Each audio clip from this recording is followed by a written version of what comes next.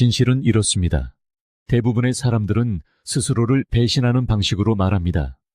그들의 말은 신뢰도를 불태워 없애고, 말투는 권위에 구멍을 내며, 끝없는 변명은 그토록 얻고 싶어하는 존중마저 익사시킵니다.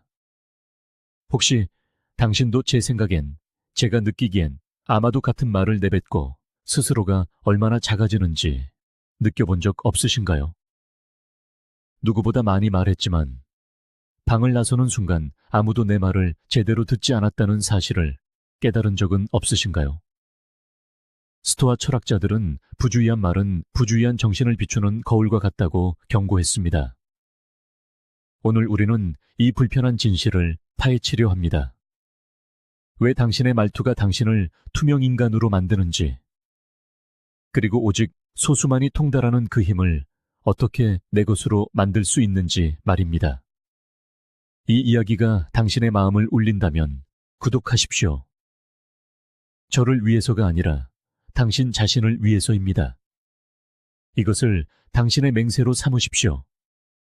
당신의 말을 날카롭게 벼리고 정신을 단련하며 세상이 결코 무시할 수 없는 존재로 거듭나겠다는 맹세 말입니다. 이것은 단순한 채널이 아닙니다. 힘과 지혜, 그리고 흔들림 없는 자기 완성으로 나아가는 길입니다. 대부분의 사람들은 단 한마디 말을 뱉기 전에 이미 자신의 존재감이 얼마나 많이 전달되는지 깨닫지 못합니다. 그들은 마치 남의 공간에 침범한 것처럼 방에 들어서고 몸짓으로 사과하며 자세를 움츠리고 저는 여기 있지만 누구도 방해하고 싶지 않아요 라고 말하는 듯 목소리를 낮춥니다. 바로 이 소심한 접근 방식 때문에 그들의 말이 무시당하는 것입니다. 스스로를 믿는 것처럼 보이지 않는데 다른 누가 당신을 믿어주겠습니까? 하지만 상위 1%는 다르게 움직입니다. 그들은 자신이 그곳에 속해 있다는 내면의 확신을 품고 방으로 걸어 들어갑니다. 오만함이나 소란스러움이 아닌 조용한 확신입니다. 그들은 자신의 관점에 가치가 있음을 알고 있으며 그 가치는 입을 열기 훨씬 전부터 느껴집니다. 마르쿠스 아우렐리우스는 우리에게 이렇게 말했습니다. 영혼은 생각의 색으로 물든다. 만약 당신이 스스로를 부족하고 가치 없으며 무시당하는 존재라는 생각으로 계속해서 마음을 물들인다면 당신의 말 또한 같은 색조를 띠고 나올 것입니다. 하지만 내면의 믿음이 강하다면, 당신이 말할 가치가 있는 무언가를 지니고 있음을 스스로 훈련했다면 당신의 말은 자연스럽게 그 진실을 울릴 것입니다. 이러한 존재감의 마음가짐은 자신감을 연기하는 것과는 다릅니다. 그것은 당신의 내면 세계를 외부 세계에서 당신이 맡고 싶은 역할과 일치시키는 것입니다. 세네카는 이렇게 경고했습니다. 우리는 현실보다 상상 속에서 더 자주 고통받는다. 당신은 얼마나 자주 타인의 상상 속 심판에 이미 패배한 채 대화에 들어섭니까? 당신이 움츠러드는 것은 그 공간이 그래서가 아니라 당신 스스로가 공간을 차지할 자격이 없다고 확신했기 때문입니다. 눈에 띄는 소수, 상위 1%처럼 말하는 사람들은 그 내면의 위축에 저항하도록 스스로를 단련했습니다. 그들은 자신의 생각이 중요하고 자신의 목소리가 이곳에 속해 있으며 두려움에서 비롯된 침묵은 누구에게도 도움이 되지 않는다는 것을 스스로에게 상기시킵니다. 칼 윤근, 일생의 특권은 온전한 자기 자신이 되는 것이다 라고 말했습니다. 존재감은 바로 여기서 시작됩니다. 만약 당신이 다른 사람의 말투를 따라하거나 권위를 흉내내려고 한다면 사람들은 그 가면을 감지합니다.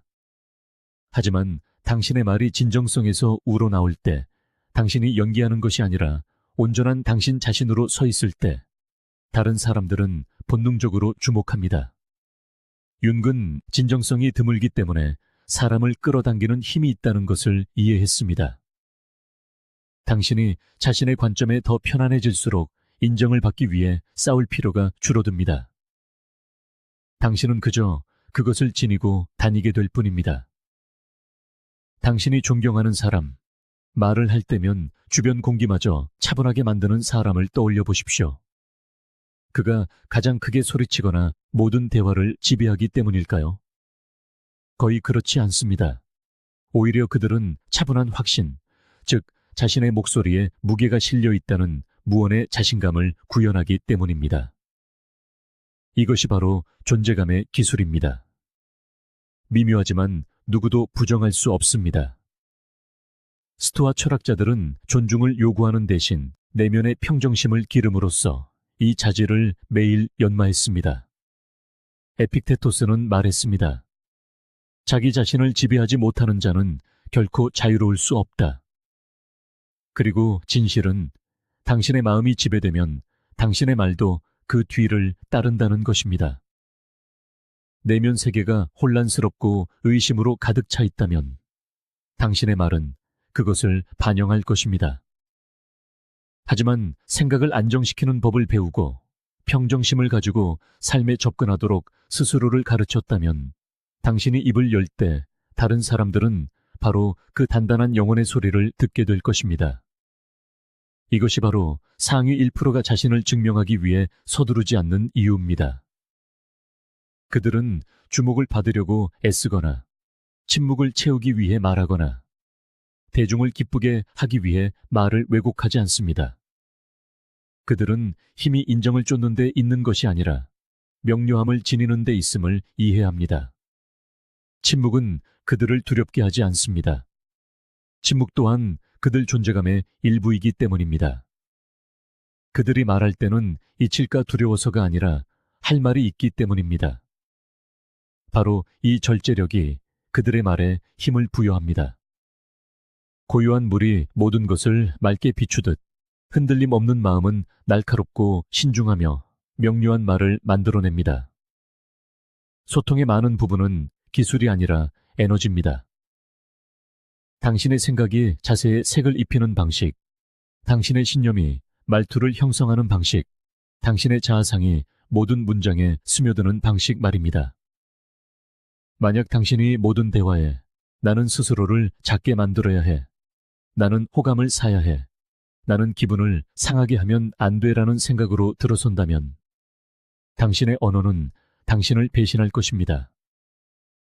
하지만 나는 제공할 가치가 있다. 나는 이유가 있어 여기에 있다. 나는 명료하게 말할 것이다 라는 생각으로 들어선다면 당신의 말은 자연스럽게 권위를 반영할 것입니다. 스토아 철학자들은 자신의 판단, 선택, 인격과 같이 통제 가능한 것에만 집중함으로써 이를 실천했습니다. 그리고 그것이 바로 존재감의 기초입니다. 상위 1%처럼 말하기 위해 교묘한 문구나 수사법으로 시작하는 것이 아닙니다. 당신은 생각의 훈련으로 시작합니다. 자기 관점의 가치를 믿도록 마음을 훈련하고 스스로를 깎아내리는 습관을 버리고 목소리를 구걸하기 위해서가 아니라 의미 있는 것을 기여하기 위해 모든 방에 들어선다는 이해를 가지고 시작하는 것입니다. 이 마음가짐이 박수갈채를 보장하지는 않지만 존중을 보장합니다. 그리고 결국 존중이야말로 강력한 소통의 진정한 화폐입니다. 대부분의 사람들은 자신이 선택하는 단어들로 얼마나 많은 힘을 내어주는지 깨닫지 못합니다. 그것은 조용히, 거의 보이지 않게 일어납니다.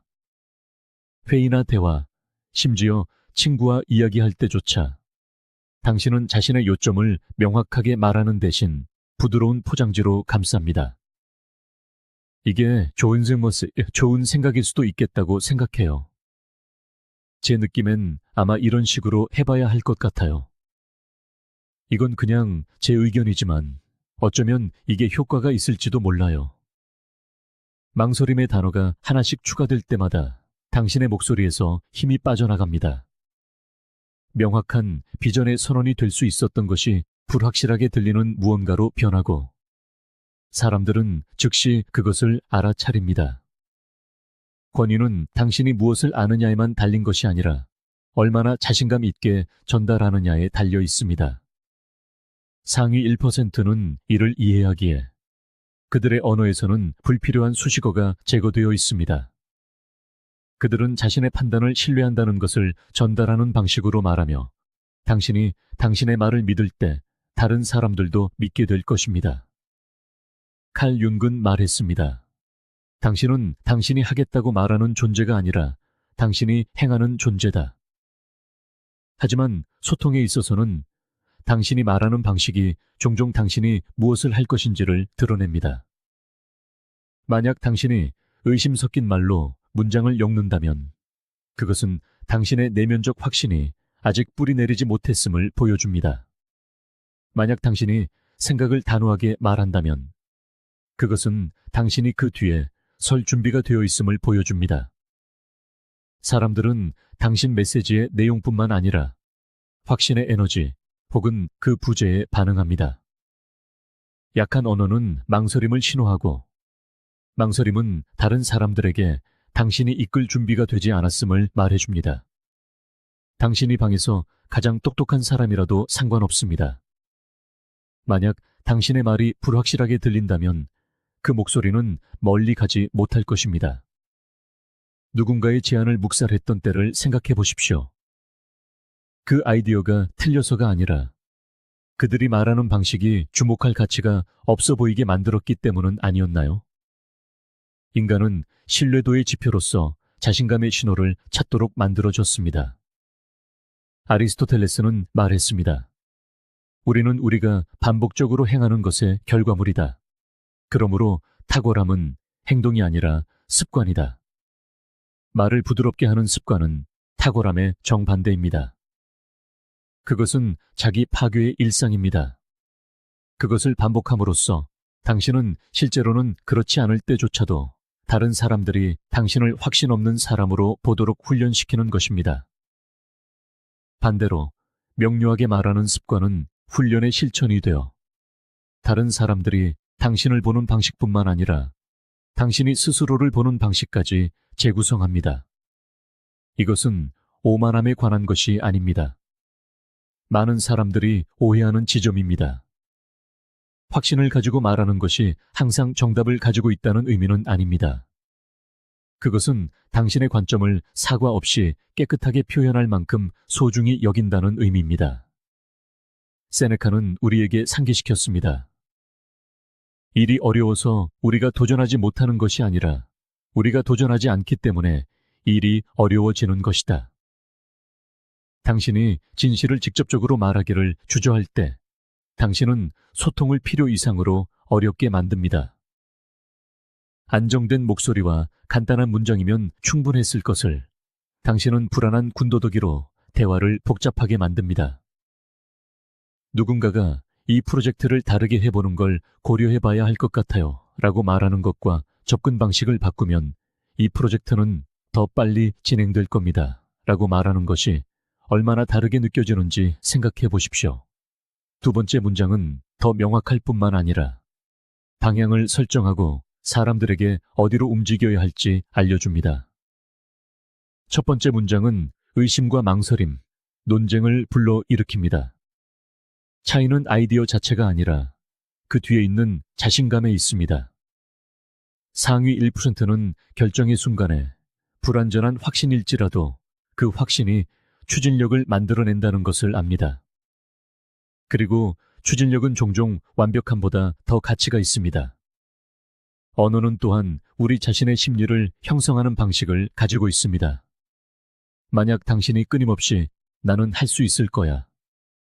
대신 나는 할 수 있다고 생각해 라고 말한다면 당신은 자신의 자신감이 조건부이고 연약하며 타인의 인정에 의존한다고 믿도록 마음을 조련하는 것입니다. 하지만 부드러운 표현을 잘라내고 당신의 의도를 직접적으로 말할 때 당신은 당신의 자아상을 재구성하기 시작합니다. 에픽테토스는 말했습니다. 먼저 당신이 어떤 사람이 될 것인지 스스로에게 말하고 그 다음에 해야 할 일을 하라. 이것은 말에서부터 시작됩니다. 만약 당신이 스스로에게 불확실하다고 말하면 당신은 불확실하게 행동할 것입니다. 만약 당신이 스스로에게 명료하다고 말하면 당신은 명료하게 행동할 것입니다. 당신의 말은 단지 소통이 아니라 당신의 정체성을 위한 훈련입니다. 약한 언어 속에는 또 다른 함정이 숨어 있습니다. 바로 호감을 얻고 싶은 욕구입니다. 많은 사람들이 아이디어가 없어서가 아니라 심판이 두려워서 부드러운 말을 사용합니다. 그들은 너무 직설적이거나 단호하거나 확신에 찬 사람으로 비치는 것을 피하고 싶어 합니다. 마치 자신감 자체가 누군가의 기분을 상하게 할 수 있다는 듯이 말입니다. 하지만 진실은 사람들은 자신의 말에 굳건히 서 있는 사람을 존중한다는 것입니다. 항상 동의하지는 않더라도 그들은 귀를 기울일 것입니다. 그리고 장기적으로 볼 때 존중은 인정보다 훨씬 더 가치가 있습니다. 인정은 사라지지만 존중은 지속됩니다. 당신이 힘있게 말할 때 당신은 일시적인 불일치를 감수하지만 지속적인 신뢰도를 얻습니다. 그렇다면 이 함정에서 어떻게 벗어날 수 있을까요? 일상 대화에서 당신이 자주 사용하는 단어들을 알아차리는 것부터 시작하십시오. 제 생각엔 이나 제 느낌엔 이라고 말하는 자신을 포착하십시오. 그리고 그 단어들 없이도 문장이 여전히 의미가 통하는지 자문해 보십시오. 대부분의 경우 의미는 통하며 오히려 더 좋게 들립니다. 아마도 우리는 할 수 있을 것이다를 우리는 해야 한다로 바꾸는 연습을 하십시오. 아마 이것이 효과가 있을 것이다를 이것은 효과가 있을 것이다로 바꾸십시오. 처음에는 마치 너무 대담하게 나서는 것처럼 불편하게 느껴질 수 있습니다. 하지만 시간이 지나면서 사람들이 얼마나 다르게 반응하는지 보게 될 것입니다. 당신은 목소리를 전혀 높이지 않았음에도 당신의 말이 더 멀리 퍼지고 당신의 존재감이 더 무거워지는 것을 알아차릴 것입니다. 스토아 철학자들은 소음이 아닌 의도를 가지고 말하도록 스스로를 훈련했습니다. 그들은 말이 인격의 반영이라고 보았기 때문에 단어를 낭비하지 않았습니다. 그들에게 모든 문장은 절제, 명료함, 그리고 이성을 표현할 기회였습니다. 만약 당신이 진정으로 세상을 움직이는 소수처럼 소통하고 싶다면 당신을 약화시키는 단어들을 제거하는 것부터 시작해야 합니다. 남는 것은 더 강합니다. 더 시끄러워서가 아니라 깨끗하고 직설적이며 자신감에 차있기 때문입니다. 약한 언어는 사람들을 군중 속에 갇히게 하는 보이지 않는 사슬입니다. 그 사슬을 끊으면 당신의 목소리는 솟아오르기 시작합니다.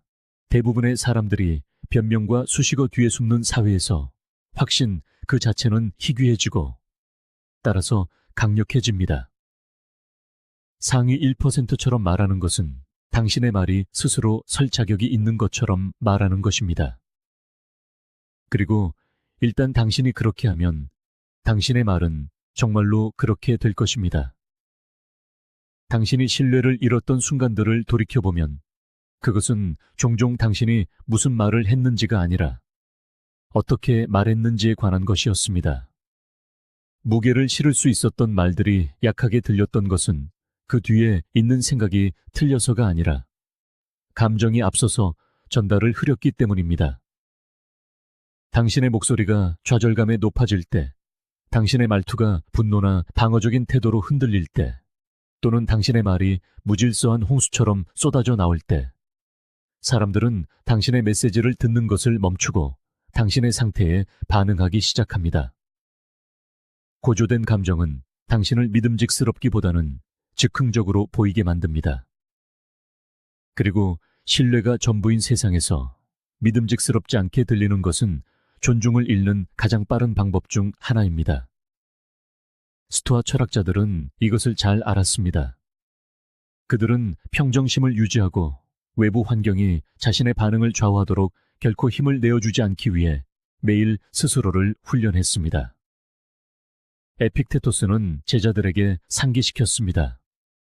당신에게 일어나는 일이 중요한 게 아니라 당신이 그것에 어떻게 반응하는지가 중요하다. 만약 당신의 반응이 혼돈에 지배된다면 당신의 말은 권위를 실을 수 없습니다. 소통을 거울이라고 생각해 보십시오. 당신이 말할 때 사람들은 단지 당신의 말을 듣는 것이 아닙니다. 그들은 당신의 말에 비친 당신의 마음 상태를 읽고 있습니다. 만약 당신의 마음이 불안정하고 초조하며 감정에 불타오르고 있다면 그 반영은 왜곡됩니다. 당신의 말은 사실일지라도 다른 사람들이 그 타당성을 의심하게 만드는 포장지에 쌓여 전달됩니다. 반면에 당신의 내면 세계가 고요할 때 당신의 소통은 안정적이며 사람들은 본능적으로 그것을 신뢰합니다. 칼 융은 이렇게 말했습니다. 마음의 추는 옳고 그름 사이가 아니라 이성과 비이성 사이를 오간다.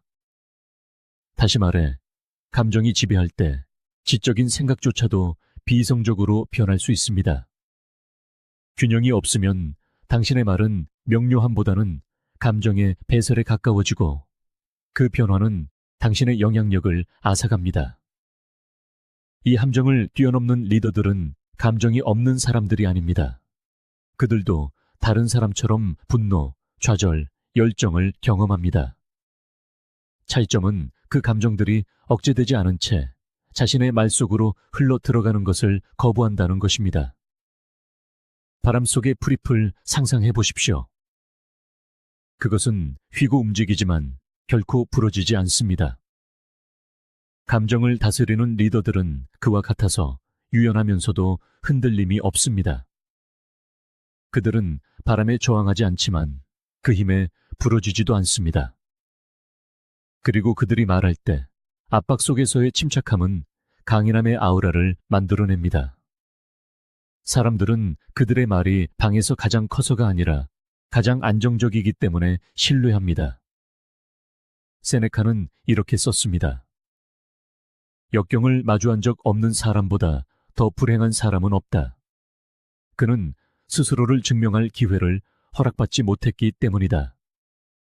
역경은 감정이 가장 빠르게 솟아오르는 곳입니다. 격렬한 논쟁, 공개적인 거절, 또는 예상치 못한 도전은 당신을 충동적으로 반응하도록 유혹할 수 있습니다. 하지만 바로 그 무대야말로 당신의 평정심을 증명할 수 있는 곳입니다. 감정적인 폭발 대신 절제된 단어를 선택할 때마다 당신은 신뢰도를 쌓습니다. 소리쳐서 들리게 하는 대신 차분한 이성으로 당신의 입장을 고수할 때마다 당신은 강인함을 보여줍니다. 신뢰성은 편안한 순간에 만들어지지 않습니다. 그것은 감정이 통제권을 잡을 수 있었지만 그러지 않았을 때 단련됩니다. 위기에 처한 두 리더에게 사람들이 얼마나 다르게 반응하는지 생각해 보십시오. 한 명은 목소리를 높이고 다른 사람을 탓하며 좌절감이 모든 말을 이끌게 합니다. 다른 한 명은 말투를 낮추고 질문을 던지며 침착하게 앞으로 나아갈 길을 찾아냅니다. 누가 신뢰를 불러 일으킵니까? 당신은 누구를 따르고 싶습니까? 선택은 명백합니다. 논리, 명료함, 그리고 자제력에서 나온 말은 희귀하기 때문에 무게를 지닙니다. 대부분의 사람들은 감정에 의해 꼭두각시처럼 끌려다니기 때문에 그렇지 않은 사람을 만나면 본능적으로 존중하게 됩니다. 이것이 감정을 완전히 억누르라는 의미는 아닙니다. 스토아 철학자들은 인간이 깊이 느낀다는 사실을 부정하지 않았습니다. 그들은 단지 그 감정의 노예가 되기를 거부했을 뿐입니다. 마르쿠스 아우렐리우스는 스스로에게 조언했습니다. 당신은 외부 사건이 아닌 당신의 마음에 대한 통제권을 가지고 있다. 이것을 깨달으면 당신은 힘을 찾을 것이다. 당신이 이것을 이해할 때 당신은 더 이상 모든 짜증이나 분노의 폭발이 당신의 말을 좌우하도록 내버려 두지 않습니다. 대신 당신은 이성을 통해 감정을 걸러냅니다. 열정이 명료함을 왜곡하는 대신 그것에 연료를 공급하게 합니다. 그렇게 함으로써 당신은 당신의 말이 스스로를 향한 무기가 되는 것을 막습니다. 절제된 말에는 실용적인 힘도 있습니다. 차분한 말은 격렬한 폭발이 결코 할 수 없는 방식으로 소음을 뚫고 나아갑니다. 마지막으로 누군가가 당신에게 소리쳤을 때를 생각해 보십시오. 설득당했다고 느꼈습니까? 아니면 방어적으로 느꼈습니까?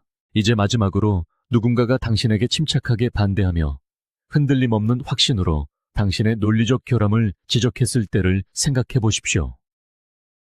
후자는 훨씬 더 무시하기 어렵습니다. 분노는 저항을 유발하지만 침착하게 전달된 논리는 성찰을 유도합니다. 가장 강한 목소리는 가장 크게 외치는 목소리가 아니라 다른 사람들이 통제력을 잃을 때 흔들리지 않는 목소리입니다. 플라톤은 말했습니다. 최초이자 최고의 승리는 자기 자신을 정복하는 것이다. 압박 속에서 당신의 말을 정복하는 것이 바로 그것입니다. 그것은 순간적으로 분노를 터뜨리거나 자신의 주장을 증명하거나 좌절감을 해소하고 싶어 하는 당신 자신, 즉 자아에 대한 승리입니다. 그 충동을 억제하고 이성을 선택할 때마다 당신은 이끌고 영향을 미치고 신뢰받는 능력을 강화합니다. 시간이 지나면서 이 훈련은 당신 존재감의 일부가 됩니다. 사람들은 당신에게서 안정감을 기대하기 시작하고 그 기대는 그들의 존중을 깊게 합니다. 상위 1%처럼 말하는 것의 많은 부분이 이 단순한 진실로 귀결됩니다. 당신의 말이 차분하고 절제되고 안정적이라면 당신은 결코 목소리를 높일 필요 없이 힘을 투사합니다.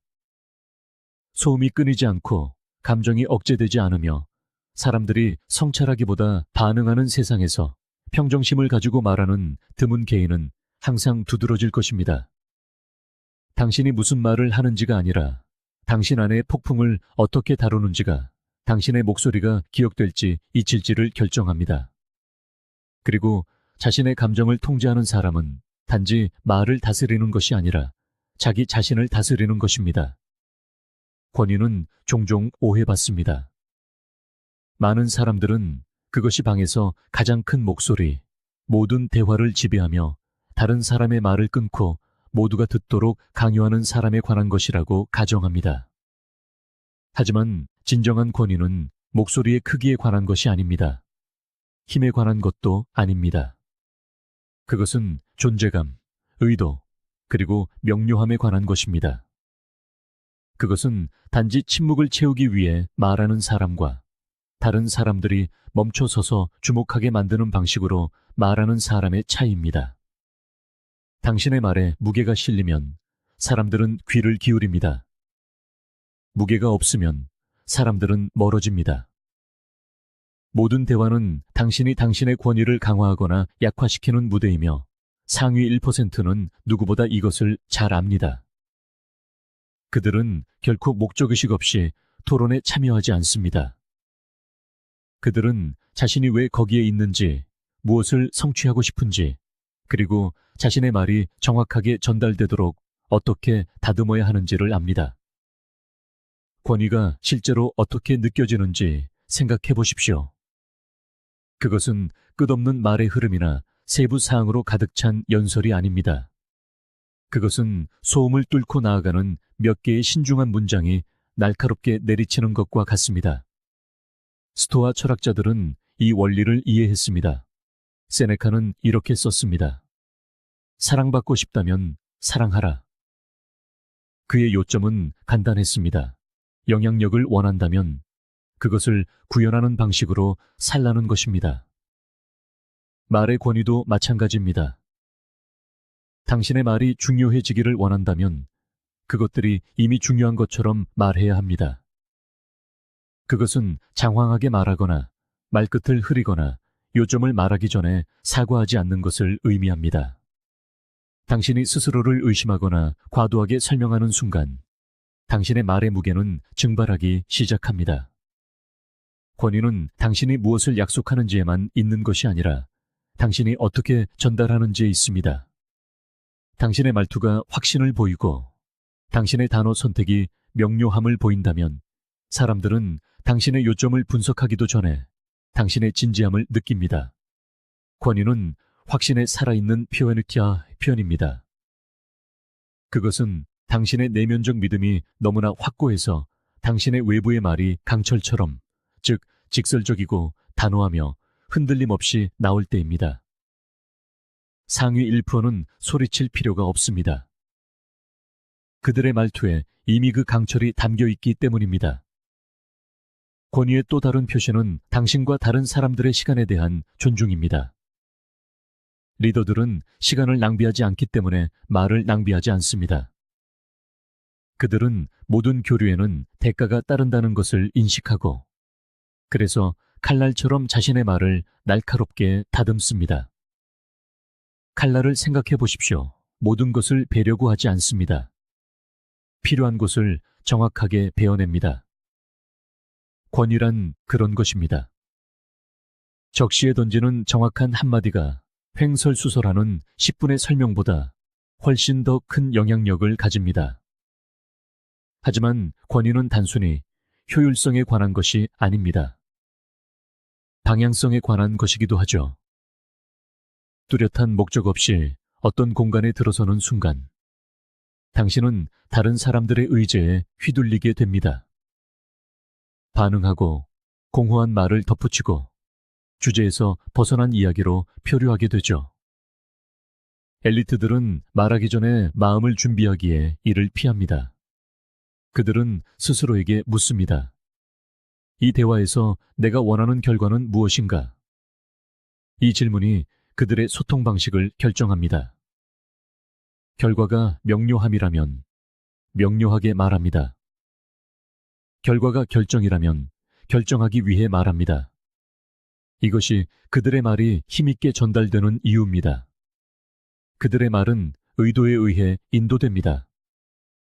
의도가 없다면 권위는 존재할 수 없습니다. 다른 사람들이 당신의 말을 신뢰하게 만들고 싶다면 먼저 그 말 뒤에 있는 생각을 단련해야 합니다. 권위는 자기 수양이라는 토양에서 자라납니다. 자신의 마음을 이끌지 못하는 사람은 다른 사람들이 자신의 지시를 따르리라 기대할 수 없습니다. 이것이 바로 끊임없이 산만하고 불안해하며 확신이 없는 사람들이 권위를 보여주는데 어려움을 겪는 이유입니다. 내면의 혼돈이 말을 통해 새어나와 모든 문장을 불안정하게 만듭니다. 하지만 자신의 마음을 통달한 사람은 다른 사람들이 느낄 수 있는 차분한 확신을 목소리 저변에 깔고 말합니다. 말을 아끼지만 그 말에 더 깊은 의미를 담는 사람에게는 어떤 끌림이 있습니다. 진정한 권위를 가진 사람이 말하면 그 말 뒤에는 침묵이 따릅니다. 그들이 침묵을 요구해서가 아니라 가치 있는 무언가가 전달되었다는 것을 사람들이 본능적으로 감지하기 때문입니다. 끝없는 논평으로 대화를 지배하는 사람과 비교해 보십시오. 결국 사람들은 귀를 닫게 됩니다. 권위의 무게는 얼마나 많이 말하느냐가 아니라 당신의 말이 얼마나 깊이 느껴지느냐에 달려 있습니다. 그리고 더 적고 신중한 단어를 사용할수록 그 영향력은 더욱 깊어집니다. 윤근 사람들이 자신의 불확실성을 타인에게 투사한다고 말했습니다. 당신이 불확실해 보이면 듣는 사람들은 당신의 말에 의심을 투사할 것입니다. 당신이 명확해 보이면 그들은 신뢰를 투사할 것입니다. 그렇기에 권위란 내면에 무엇을 품고 있느냐뿐만 아니라 외적으로 무엇을 전달하느냐의 문제입니다. 당신의 몸짓, 말투, 자세, 이 모든 것이 당신의 말이 뱉어지기도 전에 그 틀을 형성합니다. 권위는 당신이 꼿꼿이 앉아 상대를 똑바로 바라보며 직접적으로 말할 때 드러납니다. 당신이 흔들림 없어 보일 때 사람들은 당신의 말 또한 견고하다고 생각합니다. 결국 권위의 무게는 소음 속에서 발견되지 않습니다. 그것은 명료함 속에서 발견됩니다. 힘이 아닌 침착함 속에 있습니다. 그것은 흩어진 메아리 대신 기억에 남고 유용한 무언가를 남기며 대화의 핵심을 정확히 꿰뚫는 방식에 있습니다. 엘리트처럼 말한다는 것은 모든 단어를 그것이 중요한 것처럼 다루는 것입니다. 실제로 중요하기 때문입니다. 모든 문장은 각인이며 모든 구절은 존중을 깊게 하거나 약화시킬 기회입니다. 권위는 관심을 요구함으로써 얻어지는 것이 아니라 너무나 명료하고 자기 절제력이 뛰어나 저절로 관심이 주어지도록 함으로써 얻어지는 것입니다. 그리고 일단 이것을 이해하면 당신은 다시는 말을 낭비하지 않을 것입니다. 그 말이 지닌 진정한 무게를 알게 될 테니까요. 대부분의 사람들은 강력하게 들리기 위해 항상 정답을 준비해야 한다고 믿습니다. 마치 권위가 결코 불확실한 모습을 보이지 않는 데서 오는 것처럼 말이죠. 하지만 진실은 매우 다릅니다. 어떤 공간에서든 존중을 받는 진정한 권위는 모든 것을 아는 척하는 데서 세워지는 것이 아닙니다. 그것은 어떻게 주의를 이끌고 초점을 명확히 하며 다른 사람들의 생각을 명료함으로 인도하는지를 아는 데서 비롯됩니다. 이것이 엘리트들이 끝없는 답변으로 깊은 인상을 남기려 애쓰며 에너지를 낭비하지 않는 이유입니다. 대신 그들은 질문을 도구처럼 사용하여 혼란을 가르고 통찰의 공간을 만들어냅니다. 칼 융은 올바른 질문을 하는 것은 이미 문제 해결의 절반이다 라고 말했습니다. 그 원칙이 바로 리더와 추종자를 구분하는 것입니다. 강력한 질문은 숨겨진 진실을 드러낼 뿐만 아니라 당신을 펴면 너머를 보는 사람으로 자리매김하게 합니다. 사람들이 대화에 아무것도 더하지 못하는 피상적인 질문을 얼마나 자주 던지는지 생각해 보십시오. 어떻게 지내? 또는 다 괜찮아? 와 같은 질문들 말입니다. 이것들은 정중하지만 공허하며 똑같이 공허한 대답을 낳을 뿐입니다. 그것을 지금 당신이 마주한 가장 큰 장애물은 무엇입니까? 와 같은 질문과 비교해 보십시오. 갑자기 대화의 흐름이 바뀝니다. 당신은 표면을 훑는 것에서 문제의 핵심으로 곧장 뛰어든 것입니다. 그 단 하나의 질문은 당신이 주의를 기울이고 있다는 신호일 뿐만 아니라 진정으로 중요한 것을 밝혀내는데 관심이 있다는 것을 보여줍니다. 그리고 그 순간 당신은 요구하지 않고도 대화의 방향을 형성하기 시작합니다. 사람들은 본능적으로 명료함을 가져오는 사람에게 기댑니다. 명료함이 리더십처럼 느껴지기 때문입니다. 더 나은 질문을 하는 기술은 스토아 학파의 인식 훈련에 뿌리를 두고 있습니다. 마르쿠스 아우렐리우스는 명상록에서 사물을 있는 그대로 보고 군더더기와 가식을 걷어내라고 자주 썼습니다. 만약 당신이 어떤 외부적인 것에 의해 고통받는다면 그 고통은 그 자체 때문이 아니라 그것에 대한 당신의 평가 때문이며 당신은 언제든 그 평가를 철회할 힘이 있다. 전략적인 질문은 사람들이 스스로에게 들려주는 거짓된 이야기를 철회하고 그 아래에 있는 진짜 문제에 직면하도록 돕습니다. 피상적인 대답을 받아들이는 대신 당신은 다른 사람들이 더 명확하게 보도록 초대하고 그렇게 함으로써 당신은 그들을 해결책으로 이끌 수 있는 사람으로 자리매김합니다. 질문 위에 세워진 권위는 답변 위에 세워진 권위보다 더 지속 가능합니다. 왜일까요? 답변은 도전을 받을 수 있지만 올바른 질문은 무시할 수 없기 때문입니다. 대담한 주장은 저항을 유발할 수 있지만 잘 배치된 질문은 성찰을 강요합니다. 누군가 소리내어 대답하지 않더라도 그 질문은 그들의 마음속에 남아 조용히 생각을 파고듭니다. 엘리트들은 이 심리적 힘을 이해합니다. 그들은 무작위로 질문을 던지지 않습니다. 예술가가 찰흙을 빚듯이 신중하게 질문을 설계합니다. 각 질문은 토론을 진실, 결정, 진보에 더 가깝게 만듭니다.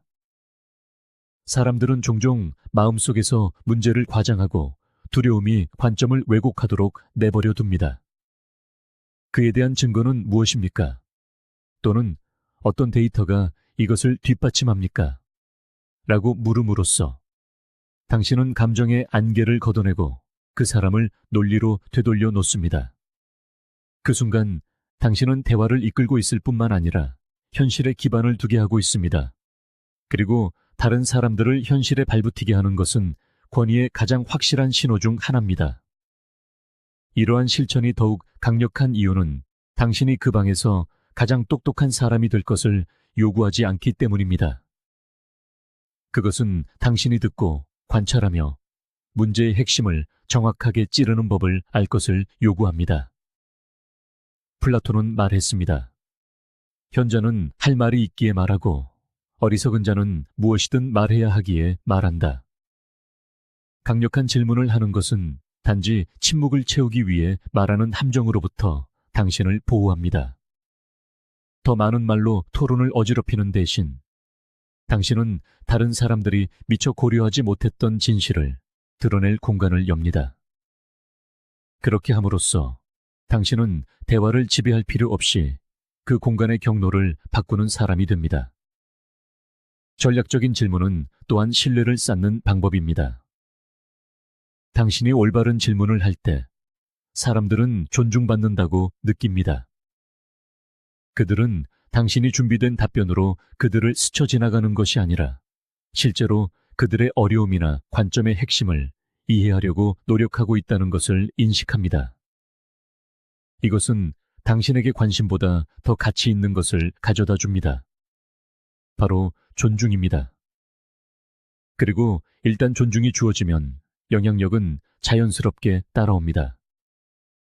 최고의 리더들은 사람들이 지시를 받아서 따르는 것이 아니라 리더가 자신들이 보지 못하는 무언가를 본다고 믿기 때문에 따른다는 것을 압니다.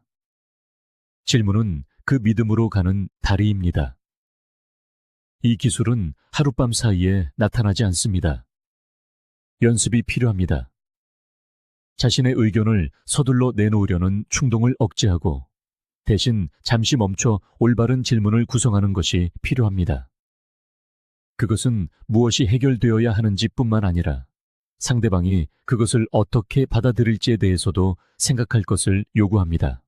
아리스토텔레스는 어떤 생각을 받아들이지 않고도 그 생각을 해볼 수 있는 것이 교양 있는 정신의 표시다 라고 말했습니다. 훌륭한 질문은 결론을 강요하지 않고 생각을 초대하며 성찰과 토론의 여지를 남깁니다. 그것이 진정한 대화가 성장하는 방식이며 진정한 대화 속에서 권위가 번성합니다. 그러니 다음에 회의, 협상 또는 개인적인 대화에 참여할 때 이 진실을 기억하십시오. 당신은 모든 것을 알 필요가 없습니다. 항상 완벽한 답을 가져야 한다는 부담을 질 필요도 없습니다. 당신에게 필요한 것은 잘 배치된 질문으로 다른 사람들을 명료함으로 이끄는 능력입니다. 그렇게 하는 순간 당신은 자신을 증명하려는 사람에서 다른 사람들이 자연스럽게 방향을 구하는 사람으로 변모합니다. 이것이 엘리트들이 단어를 사용하는 방식입니다. 자신의 지식을 과시하기 위함이 아니라 다른 사람들이 볼 필요가 있다는 것조차 몰랐던 것을 드러내기 위함입니다. 그리고 일단 이것을 통달하면 사람들은 당신의 리드를 따르기 시작할 것입니다.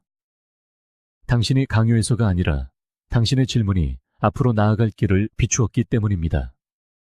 말을 멈추지 않을 때 자신의 말이 얼마나 빨리 가치를 잃는지 대부분의 사람들은 깨닫지 못합니다.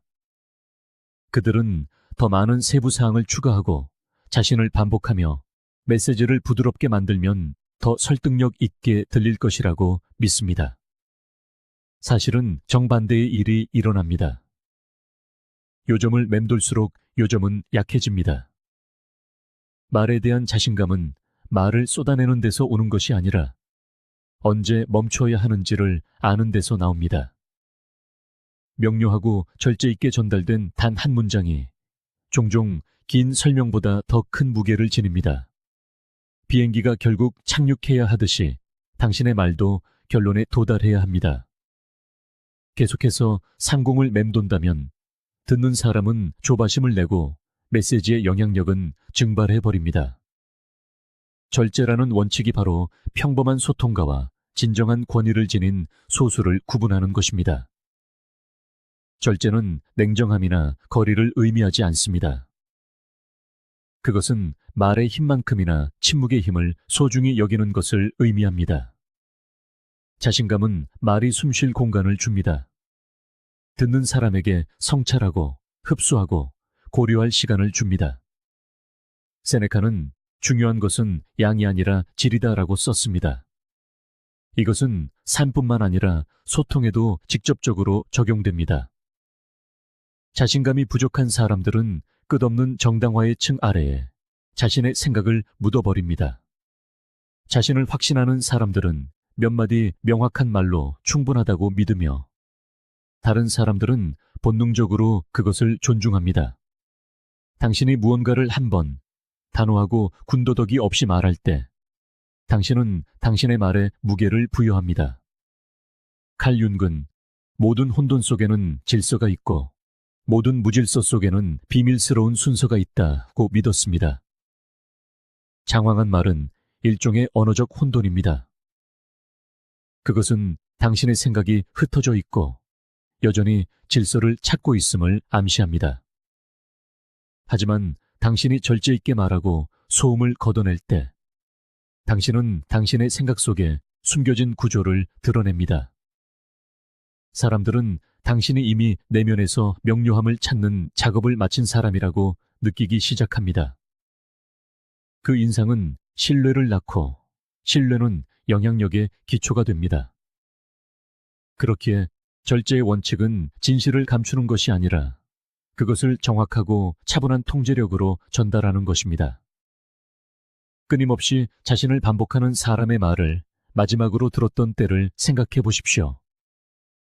그들은 단어는 바꿀지언정 새로운 의미를 더하지 않으며 같은 요점을 계속 맴돌았습니다. 처음에는 귀에 깊게 들었을지 모르지만 곧 피로가 몰려왔습니다. 메시지는 날카로움을 잃었고 그와 함께 그의 신뢰도도 떨어졌습니다. 그와 대조적으로 한번 직접적으로 말한 다음 침묵이 그 말의 무게를 지탱하게 한 사람을 떠올려 보십시오. 어느 쪽이 당신에게 더 오래 남았습니까? 어느 쪽이 더 확신에 차 보였습니까?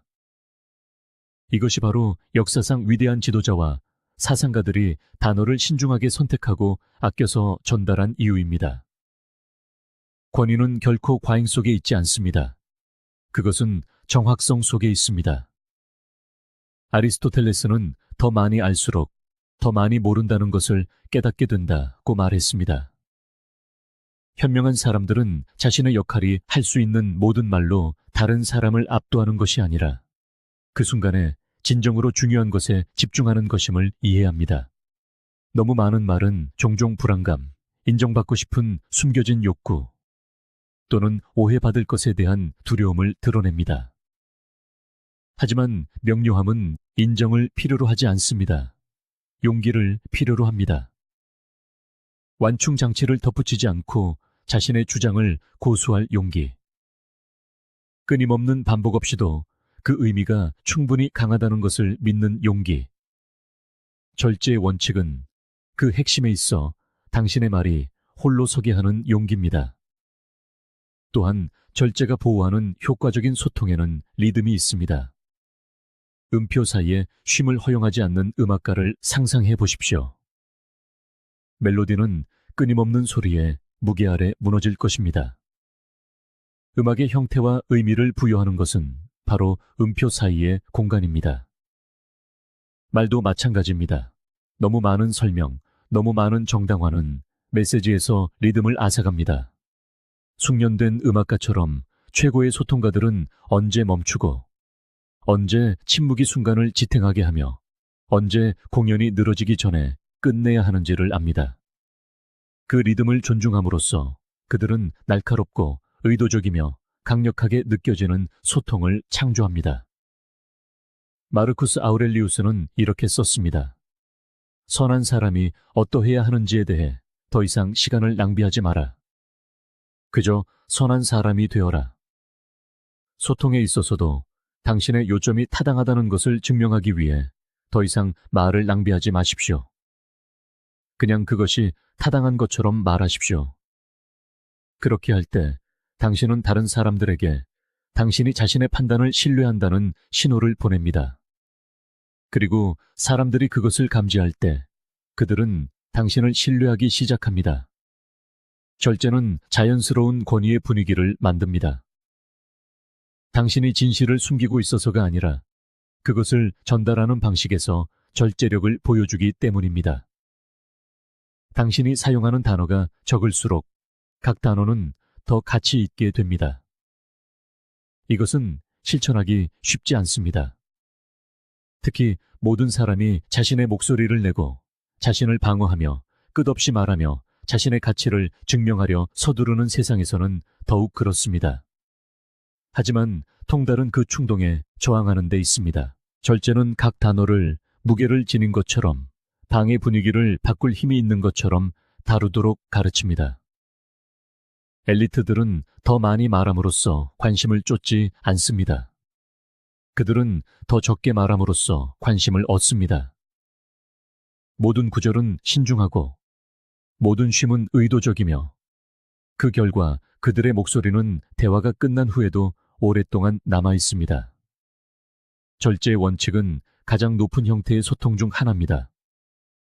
왜냐하면 그것은 자기 자신에 대한 통달을 요구하고 과도한 설명을 유발하는 내면의 두려움을 잠재울 것을 요구하며 자신의 명료함에 대한 신뢰를 요구하고 침묵 또한 말한다는 것을 아는 지혜를 요구하기 때문입니다. 이것을 실천하는 것은 당신의 존재감을 높이는 것이고 이것을 체화하는 것은 결코 요구하지 않고도 존중을 받는 것이며 일단 당신이 말을 절제하는 법을 배우면 말을 적게 할수록 더 많이 들린다는 역설을 발견하게 될 것입니다. 당신이 첫 마디를 떼기도 전에 세상은 이미 당신을 읽기 시작합니다. 고개의 기울임, 어깨의 오르내림, 움직임의 속도 등 이 미묘한 신호들이 당신이 남기는 인상을 형성합니다. 사람들은 소통이 대부분 언어적이라고 생각하지만 사실 육체는 종종 혀보다 더 큰 소리로 말합니다. 자신감은 당신이 무엇을 말하느냐에만 있는 것이 아니라 어떻게 서고 어떻게 움직이며 어떻게 공간에 존재하는지에 있습니다. 차분한 안정감으로 자신을 지탱하는 사람은 애쓰지 않아도 힘을 투사합니다. 구부정하게 앉거나 안절부절 못하거나 배경 속으로 움츠러드는 사람은 의도치 않게 의심을 전달합니다. 이것이 엘리트들이 자신의 말뿐만 아니라 자신의 몸이 전하는 조용한 이야기에 세심한 주의를 기울이는 이유입니다. 존중받고 싶다면 먼저 내면에서부터 존중받을 가치가 있는 사람처럼 자신을 지탱하기로 결심해야 합니다. 어깨를 펴고 척추를 곧게 세우며 절제된 움직임. 이러한 신체적 신호들은 다른 사람들을 설득할 뿐만 아니라 당신 자신을 설득하기 시작합니다. 당신의 몸이 힘을 반영할 때 당신의 마음도 따르기 시작합니다. 그리고 그 둘이 일치할 때 당신의 존재감은 부인할 수 없게 됩니다. 이것이 바로 침묵조차도 평정심을 갖고 유지될 때 힘을 갖는 이유입니다. 조용하지만 꼿꼿이 서 있는 사람은 종종 불확실해 보이는 시끄러운 사람보다 먼저 경청의 대상이 됩니다. 칼 융근, 우리 각자의 안에는 우리가 알지 못하는 또 다른 이가 있다고 말했습니다. 그 숨겨진 자아는 종종 몸짓 언어를 통해 자신을 드러냅니다. 당신은 자신감 있는 말을 할지 모르지만 손이 떨리거나 시선이 흔들리거나 자세가 무너진다면 말하지 않는 자아가 진실을 배반한 것입니다.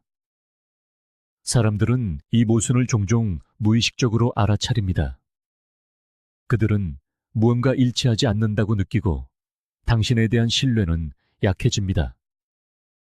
하지만 당신의 말과 몸이 일치할 때, 둘 다 같은 것을 말할 때 그 효과는 자석과 같습니다.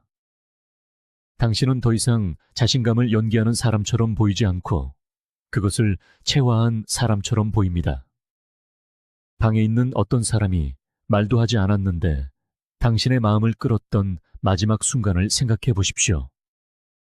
아마도 그들이 서두르지 않고 느리고 신중하게 들어서는 방식 때문이었을 것입니다. 아마도 공간을 차지하는 것을 미안해하는 것처럼 몸을 작게 접지 않고 의자를 온전히 차지하는 방식 때문이었을 것입니다. 그것이 바로 말 없는 목소리가 작용하는 방식입니다. 진정한 리더들은 종종 자신의 권위를 큰 소리로 주장할 필요가 없습니다.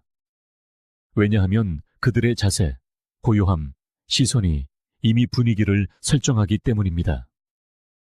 존재감은 입이 아닌 몸에서 먼저 나옵니다. 그리고 놀라운 점은 이것이 훈련될 수 있다는 것입니다. 세네카는 우리는 늘 우리에게 주어진 날이 적다고 불평하면서 마치 그 날들이 영원할 것처럼 행동한다고 썼습니다.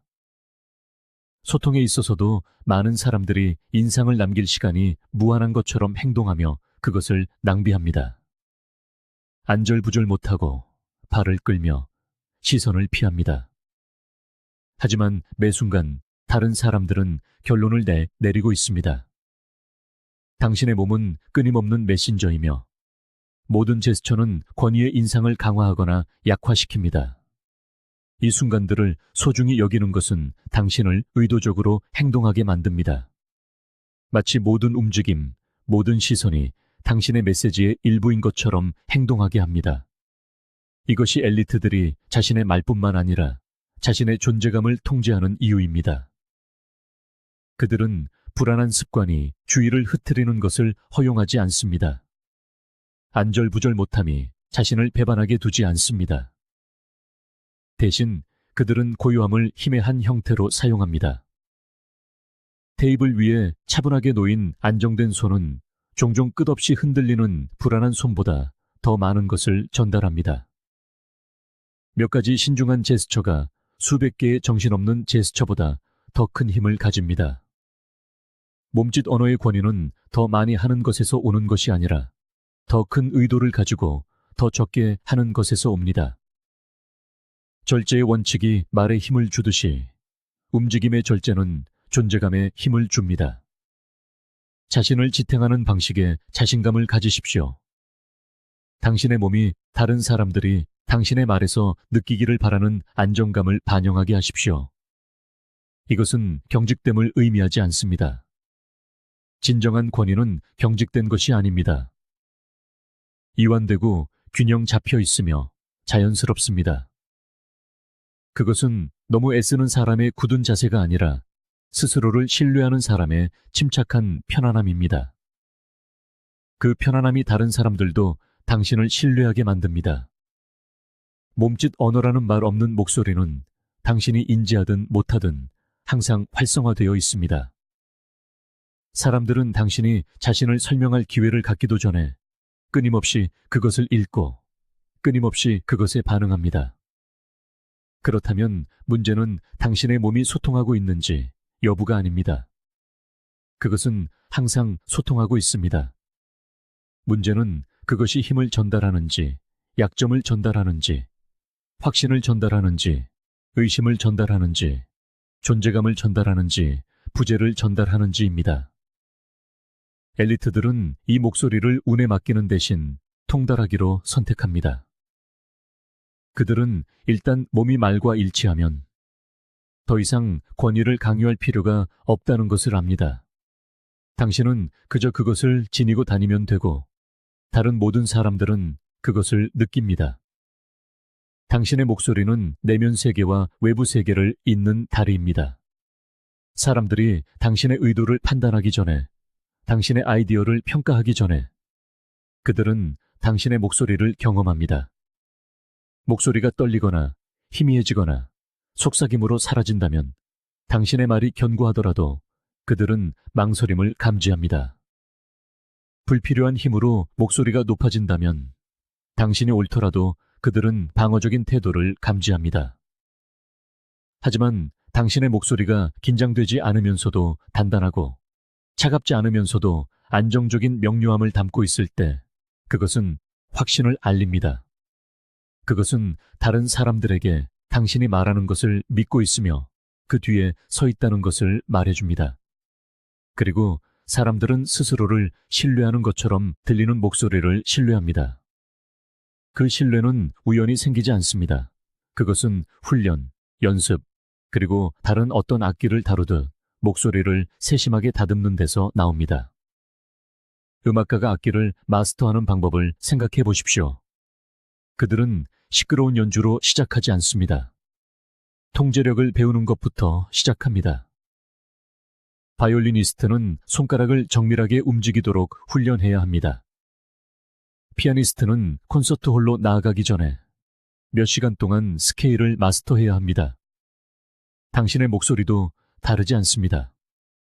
통제력, 음량, 음색, 속도를 연습하지 않으면 가장 중요한 순간에 당신을 배신할 것입니다. 압박감 속에서 목소리가 흔들리거나 갈라질 때 그것은 내면의 무질서를 드러냅니다. 하지만 어려운 상황에서도 안정되고 차분하게 나올 때 그것은 당신이 다른 사람들이 의지할 수 있는 내면의 질서를 구축했음을 보여줍니다. 사람들은 목소리의 신호에 깊이 동조합니다. 그들은 단순히 당신의 단어를 듣는 것이 아닙니다. 그 단어가 품고 있는 근원적인 마음의 상태를 느낍니다. 이것이 바로 명확하고 안정된 목소리가 권위의 가장 강력한 신호 중 하나인 이유입니다. 그것은 단순한 소리가 아닌 존재감을 투사합니다.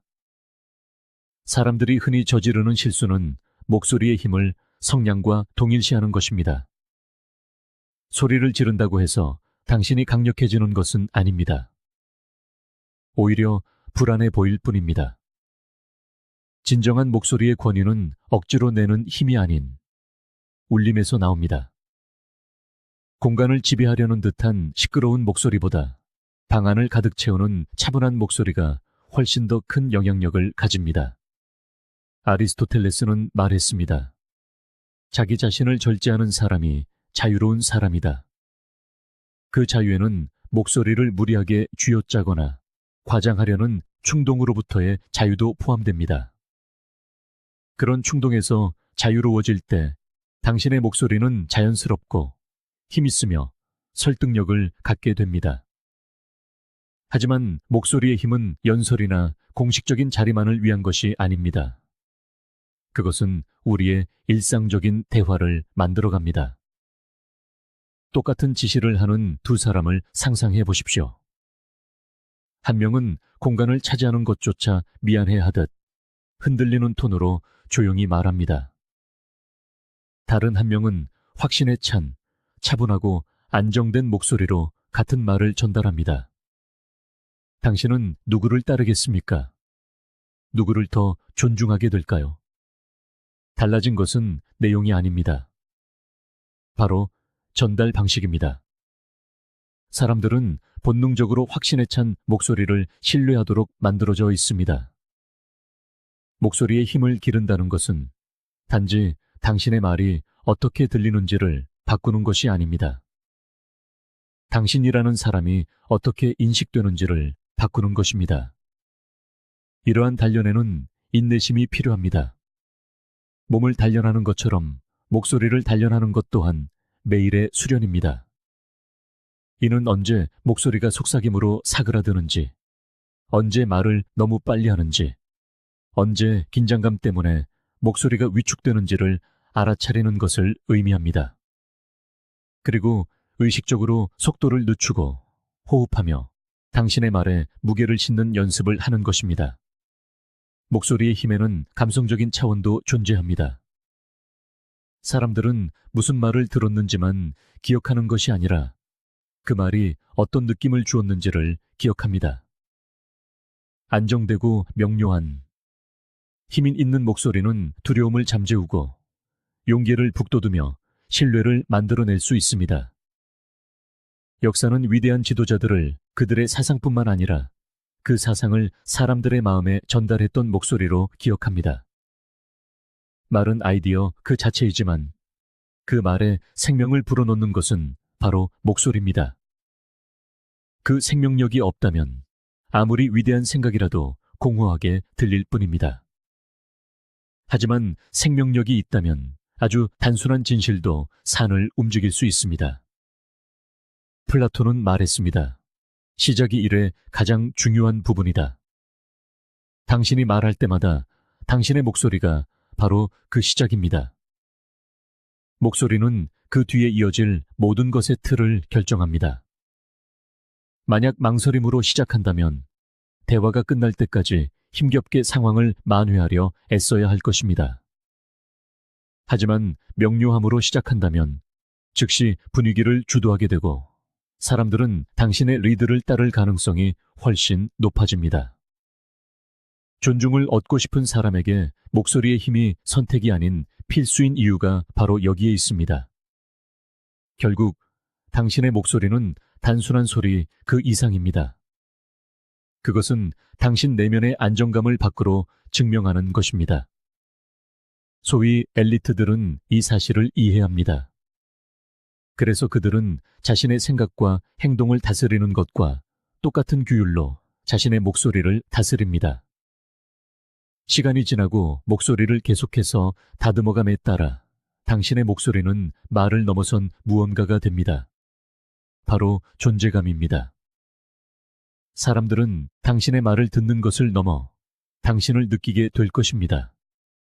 그리고 그것이야말로 세상의 소음에 그저 휩쓸리는 것이 아니라 오직 상위 1%만이 통달하는 보기 드문 명료함과 힘으로 그 위로 솟아오르는 사람의 증표입니다. 진정한 힘은 끝없이 이어지는 말의 소음 속에 있지 않습니다. 그것은 한마디 한마디에 무게를 싣는 명료함, 존재감, 그리고 절제에 있습니다. 당신이 말하는 방식이 세상이 당신에게 반응하는 방식을 결정합니다. 그리고 당신의 목소리가 힘을 지닐 때 다른 사람들은 귀를 기울일 수밖에 없습니다.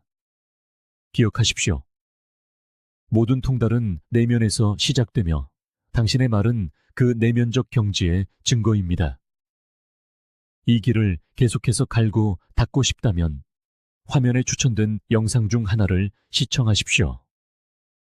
스토익 저널과 함께 해주셔서 감사합니다.